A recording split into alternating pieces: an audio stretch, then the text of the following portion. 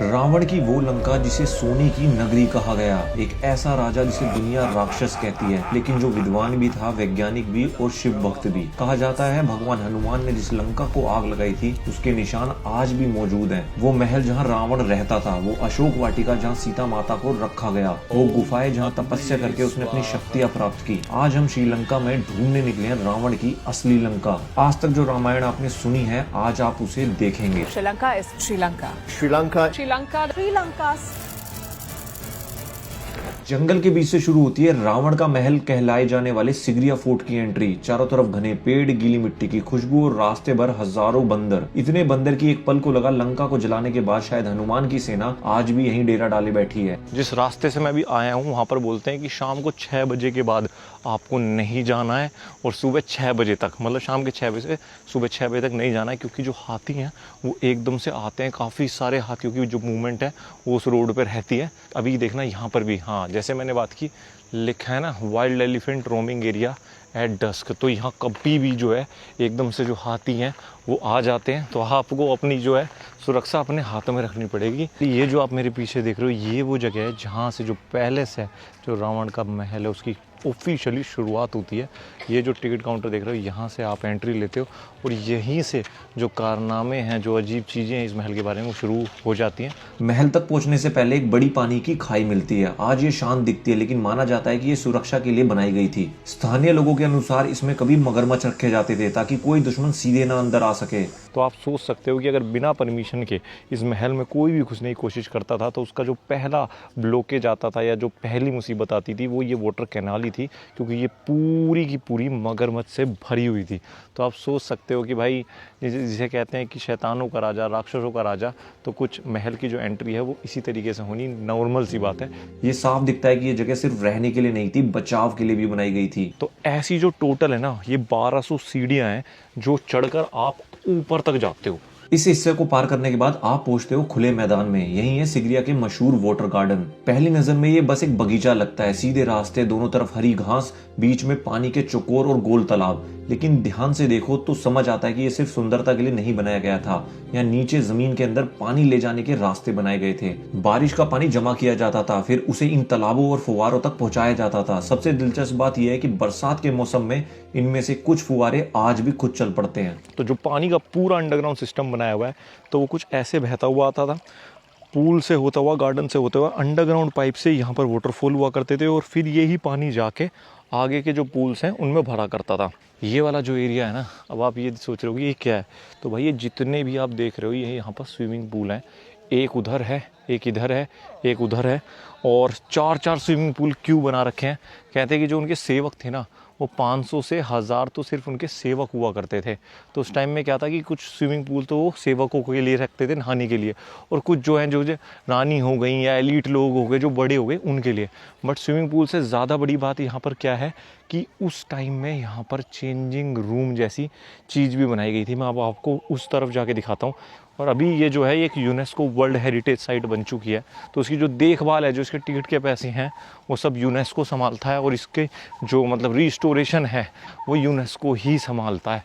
जितना भी आप देख रहे हो ना, ये उस टाइम में गार्डन हुआ करते थे, अलग अलग जगह बैठने की हुआ करती थी, अलग अलग तरीके के फूल हुआ करते थे। और ये देखो, ये लोग लग रहे हैं ताकि जो गंदगी है साफ़ कर सकें, मतलब इसको एक्टिव रख सकें। अब ये जगह जो आप यहाँ पर देख रहे हो, ये है वो चेंजिंग रूम।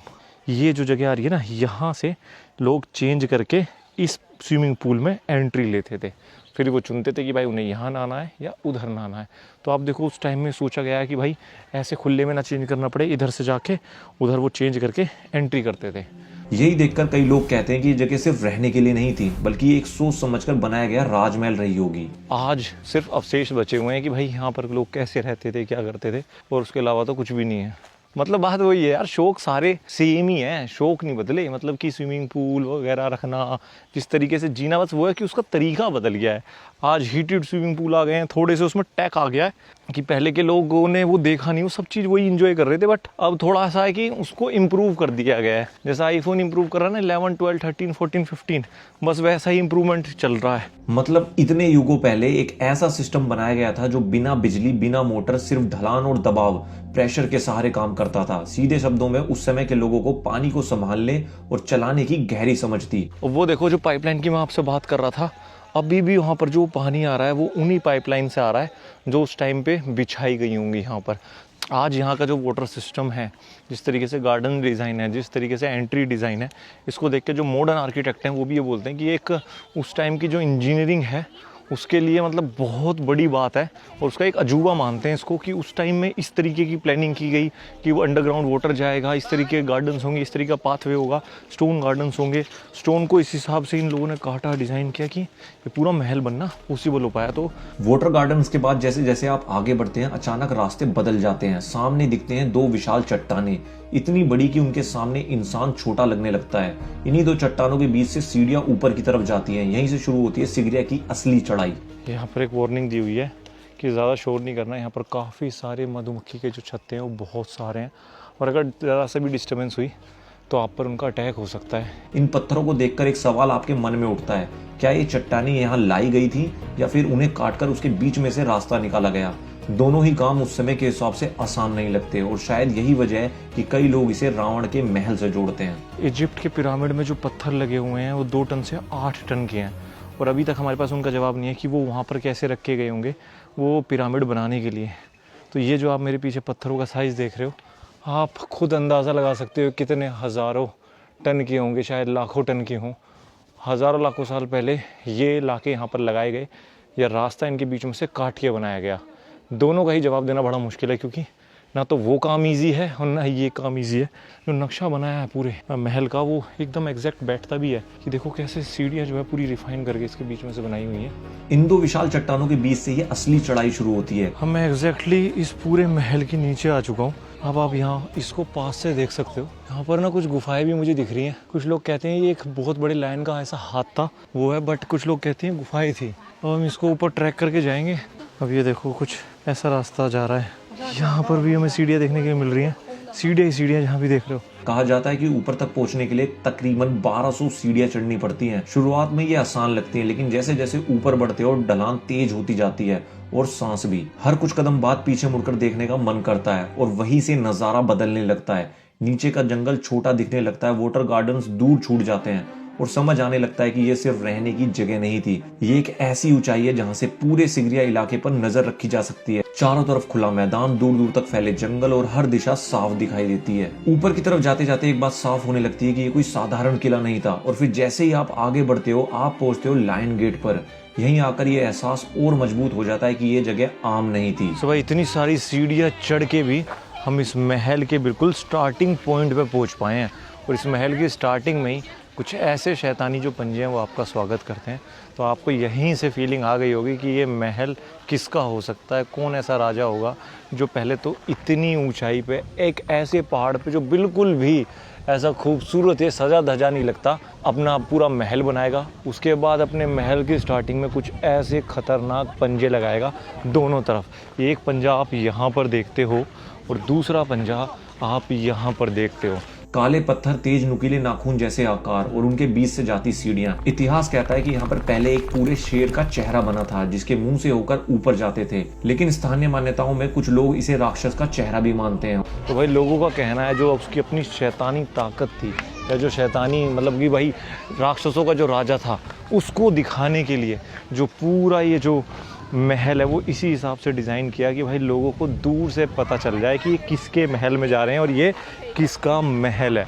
और जब आप इस संरचना को ध्यान से देखते हो तो समझ आता है कि इसकी बनावट सामान्य किलों जैसी नहीं है। पुराने ज्यादातर किले खुले, चौड़े और सजावटी होते हैं, लेकिन यहाँ काली चट्टान, सीधे ऊपर जाता रास्ता और प्रवेश ऐसा जैसे कि शक्तिशाली जीव के मुंह से होकर जा रहे हो। कुछ ऐसा है भाई, अभी यहाँ से ऊपर से एकदम देखते हो तो, और अभी हमें ये सारी सीढ़ियाँ चढ़ के जो महल ऊपर का है वो देखने का मौका मिलेगा। तो अभी हम इन सीढ़ियों से होते हुए बिल्कुल ऊपर जाएंगे और पता नहीं तब कैसा दिखेगा ये सिगरिया। और यही वजह है कि कई लोग मानते हैं कि ये रावण की लंका का हिस्सा रहा होगा।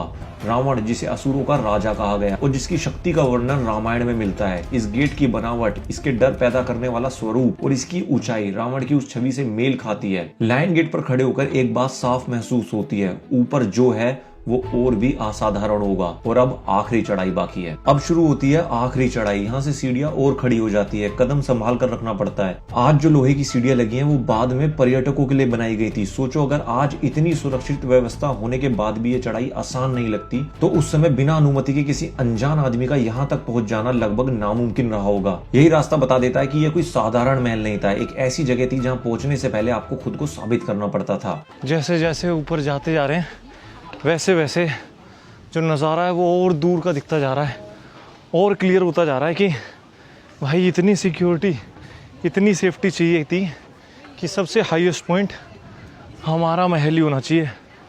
ओह, कुछ इस तरीके के ऐसे होल्स हैं यहाँ पर जो कहते हैं कि पहले के ज़माने में यहाँ पर दिए रखे जाते थे रात में ना, लाइट तो थी नहीं। जैसे जैसे आप ऊपर जाते हैं नीचे पूरा इलाका साफ दिखाई देने लगता है। चारों तरफ फैला जंगल, दूर दूर तक फैली जमीन। ये ऊंचाई सिर्फ दिखावे के लिए नहीं थी, ये रणनीतिक जगह थी। भाई मुझे दुश्मनों को तो पता नहीं, जो लोग मिलने भी आते होंगे, आज 2026 में लोगों की ये महल चढ़ने में हालत ख़राब हो जा रही है। पता नहीं उस ज़माने में जब लोग हमला करने की सोचते होंगे तो वो कैसा प्लान बनाते होंगे, ये सोचने की बात है। अभी भी बहुत ज़्यादा थोड़ा सा ट्रैक बचा हुआ है हमारा और हम कुछ इस हाइट पे आ चुके हैं। ऊपर खड़ा इंसान नीचे होने वाली हर हलचल देख सकता था। और फिर आखिरी सीढ़ी, और अब आखिरी सीढ़ी पार करके हम इस चट्टान की चोटी पर खड़े हैं। पहली नजर में कुछ खास नहीं दिखता, ना सोने का महल, ना ऊंची दीवारें। और ये है वो जगह जहाँ पर रावण रहा करता था। और आज यहाँ से आपको कुछ ऐसा नज़ारा जो है पूरे सिगरिया का वो देखने के लिए मिलता है। वैसे यहाँ घूम के एक बात लग रही है, मुझे दिमाग में आ रही है कि ऐसा महल आज के टाइम में भी कोई बना लेगा ना, ऐसा घर बना लेगा इतनी ऊंचाई पे इस तरीके का, तो भाई उसमें भी ऐसा घमंड आ जाएगा कि मेरे से ऊपर कौन है दुनिया में। लेकिन जरा ध्यान से देखो, यहाँ जमीन को काटकर अलग अलग हिस्सों में बांटा गया है। चकोर घिरे हुए भाग, ऊंचे और नीचे प्लेटफॉर्म, सब कुछ किसी योजना का हिस्सा है। बीच में पत्थरों से घिरा हिस्सा जहाँ आज भी पानी जमा है। इतनी ऊंचाई पर पानी होना साफ बताता है कि ये व्यवस्था थी, सिर्फ दिखावा नहीं। यहाँ से नीचे से आपको दिख रहा है कि कैसा, मतलब भाई उस टाइम में ये जगह रही होगी। अभी प्रेजेंटली ये सब इमेजिन ही करना पड़ेगा हमें। यहाँ पर ये सारी चीज़ें सब मतलब अलग अलग गैलरीज, अलग अलग गार्डन, अलग अलग सिंहासन हुआ करते थे। तो रावण का जो भाई महल था वो ऊपर से भी कुछ ऐसा था।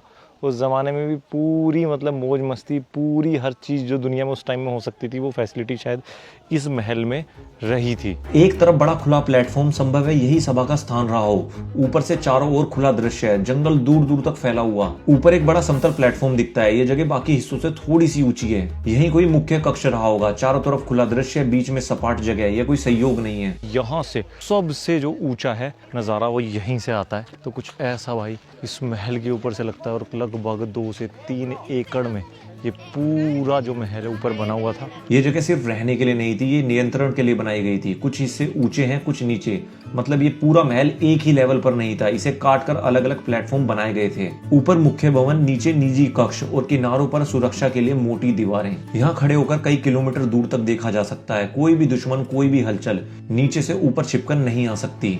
यहाँ से देखो, वो जो देख रहे हो ना रास्ता नीचे से, ये आता हुआ ये है जहाँ से हम आए हैं।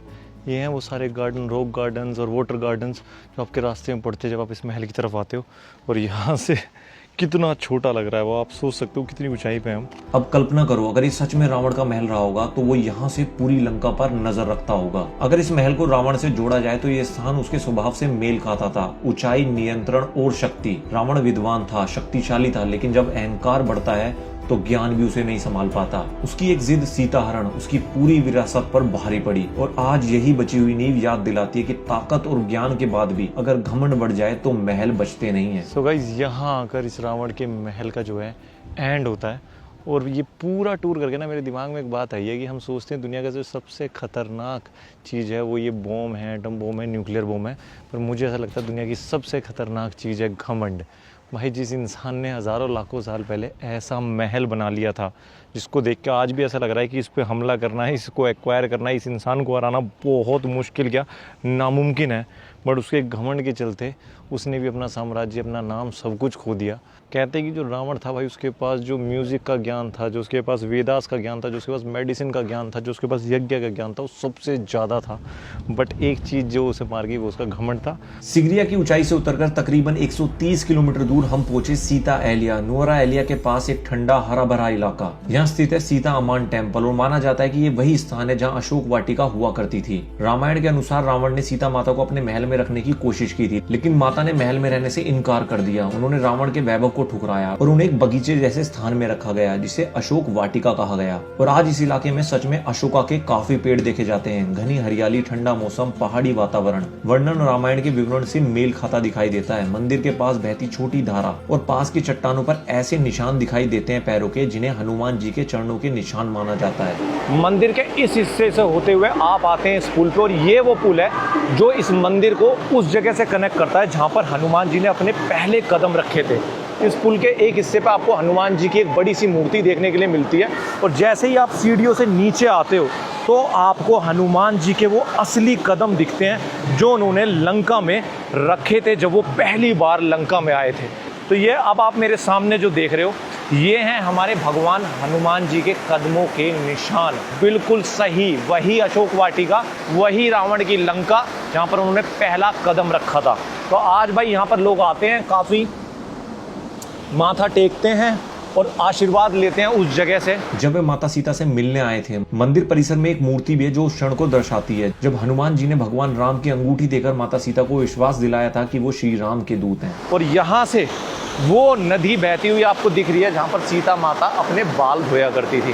तो भाई ये है सीता अमान मंदिर और वो पवित्र जगह लंका में जहाँ पर हनुमान जी ने पहला कदम रखा और हमारी सीता माता ने काफ़ी वक्त बिताया रामायण युद्ध के टाइम पे। तो अगर कभी आप श्रीलंका आते हो तो इस जगह को बिल्कुल भी मिस मत करना। आपको अपना इतिहास, अपना कल्चर, अपना धर्म सब कुछ महसूस करने को मिलेगा और मन के अंदर एक अलग ही आपको शांति महसूस होगी। आज यह नियमित पूजा होती है। दूर दूर से श्रद्धालु आते हैं, भारत से, श्रीलंका से और दुनिया के अलग अलग इलाकों से। ये सिर्फ एक पर्यटन स्थल नहीं है, आस्था का केंद्र है। अगर सिगरिया शक्ति की कहानी थी तो सीता अहल्या धैर्य, विश्वास और प्रतीक्षा की कहानी है। सीता अहल्या से निकलकर हम आगे बढ़े एला की तरफ। सीता अहल्या से एला की दूरी लगभग 70 किलोमीटर है। पहाड़ी रास्ता, घुमावदार सड़कें और जैसे जैसे आप एला की तरफ पहुंचते हैं तो जंगल घना होने लगता है। यही कहीं बीच पहाड़ों में है रावण की गुफा। कहा जाता है यही वो जगह है जहाँ रावण ने तपस्या की थी। यही वो गुफा है जहाँ उसने अपनी शक्तियां प्राप्त की थी। कुछ लोक कथाएं ये भी कहती है कि इंद्रजीत ने भी यहाँ साधना की थी। ऊपर चढ़ाई करके जब गुफा के पास पहुंचते हैं तो पहली नजर में समझ आ जाता है कि ये जगह छिपी हुई है। सामने से देखने पर बस एक चट्टान दिखती है, लेकिन पास जाकर एक बड़ा सा खुला मुहाना दिखाई देता है। भाई बहुत सारा जो चढ़ाई वो हम ऑलरेडी कर चुके हैं। अब देखो यहाँ पर इस टाइम कुछ ऐसा सा पूरा चारों तरफ से ना पूरे पहाड़ों से घिरी हुई है। पानी बहने की आवाज़ आ रही है, एक अलग ही सन्नाटा सा है भाई यहाँ पे। कहते हैं वो जो पत्थर देख रहे हो ना पीछे, वो टनल्स हैं जो नौरा एलिया तक जाती हैं, 65 किलोमीटर तक। बट अभी पत्थर वगैरह डाल के उसको बंद कर दिया है। एक बार हम पास से चल के देखते हैं भाई कैसी है ये। अंदर जाते हो गुफा के तो ठंडक महसूस होती है। पत्थर काले, प्राकृतिक चट्टानों को काटकर रास्ता बनाया गया लगता है। मैं पहली बार लाइफ में किसी ऐसी गुफा में आया हूँ। ये है वो रावण की गुफा और अब हम यहाँ से थोड़ा सा आगे और जाने की कोशिश करते हैं जितना जा सकते हैं। पानी लगातार ऊपर से पहाड़ों से गिर रहा है भाई। तो लिटरली मैं अभी वहाँ खड़ा हूँ जहाँ पर कभी रावण हुआ करता था। गुफा देखो यार। स्थानीय लोग कहते हैं कि इस गुफा से 3 सुरंगें निकलती हैं। एक सुरंग रामना फॉल्स की तरफ, दूसरी सुरंग सीता अहल्या की दिशा में और तीसरी किसी और रणनीतिक स्थान की ओर। आज वो सुरंगें पूरी तरह खुली नहीं है, लेकिन गुफा के अंदर कुछ हिस्सों में ऐसा लगता है कि रास्ता आगे और भी जाता होगा। इतिहास की बात करें तो ये गुफा बहुत पुरानी है। यहाँ खुदाई में ऐसे इंसानी अवशेष मिले हैं जो 20,000 साल पुराने हैं और आज वो श्रीलंका के नेशनल म्यूजियम में देखे जा सकते हैं। मतलब ये जगह सिर्फ कथा का हिस्सा नहीं, मानव इतिहास का भी साक्षी रहा है। वो जगह देख रहे हो जो अंदर तक जा रही है, हिम्मत है उसमें जाने की। वहाँ से एंट्री है इस गुफा की और वहाँ तक है भाई। मैं तो जा रहा हूँ भाई। ओ भाई मेरी फट रही है भाई कसम से। भाई मेरी धक धक हो रही है यार। What the fuck भाई। ओए आवाज़ सुन पा रहे हो? यहाँ काफ़ी सारे चमगादड़ हैं और ये रास्ता ना आपको आगे तक लेके गया है। भाई हर आवाज़ के साथ तो मेरी हालत ख़राब हो रही है। मैं अकेला हूँ पूरा इस गुफा में। भाई जो रास्ता है ना वो यहीं पे एंड हो रहा है इस गुफा का और मुझे लगता भी नहीं कि यहाँ से आगे जाना चाहिए। कुछ आवाज़ ही देखो,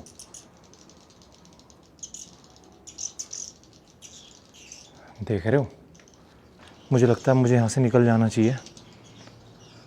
भाई मेरे पीछे देखा नहीं जा रहा मेरे से। बड़ी स्केरी सी है भाई ये गुफा, सही में आपको डर का एहसास होता है यहाँ पर आके। तो भाई कुछ ऐसी है रावण की गुफा लंका में, कुछ ऐसा था अशोक वाटिका, कुछ ऐसा था सिगरिया का महल। कैसा लगा आपको ये व्लॉग कमेंट करके बताना। मेरे पसीने आप देख ही रहे हो कैसे छूट रहे हैं। अगर हम इसे रामायण से जोड़कर देखें तो ये स्थान रावण की छवि से मेल खाता है। घना जंगल, छिपी हुई गुफा, रणनीतिक जगह और पहाड़ों के बीच बना एक गुप्त अड्डा। सिगरिया शक्ति का प्रतीक लगा, सीता एलिया धैर्य का और यह रणनीति और साधना का। कहा जाता है ये वही स्थान है जहाँ रावण ने अपनी शक्तियों को साधा और उसने तप किया और जहाँ से उसने अपनी योजनाएं बनाई। आज गुफा खामोश है लेकिन उसकी दीवारें अब भी कहानी कहती हैं। आज हमने वो देखा जो अब तक सिर्फ सुना था, एक चट्टान जिसे लोग रावण का महल मानते हैं, एक बगीचा जहाँ सीता माता ने राजमहल ठुकराया, धरती पर बैठना चुना, और एक गुफा जहाँ कहा जाता है रावण ने अपनी शक्तियां साधी थी। सच क्या है? इतिहास अपनी तरह कहता है, आस्था अपनी तरह। लेकिन एक बात साफ है कि ये जगह यूं ही मशहूर नहीं है। ये जमीन हजारों सालों से एक कहानी को संभाले बैठी है। रावण विद्वान था, शक्तिशाली था, लेकिन जब अहंकार बढ़ता है तो सबसे ऊंचा महल भी खाली रह जाता है। आज उस महल की सिर्फ नींव बची है। गुफा अब खामोश है, अशोका के पेड़ आज भी खड़े हैं और सवाल अब भी वही है, क्या ये वही लंका है? फैसला आपका। ये था रावण की लंका का हमारा सफर।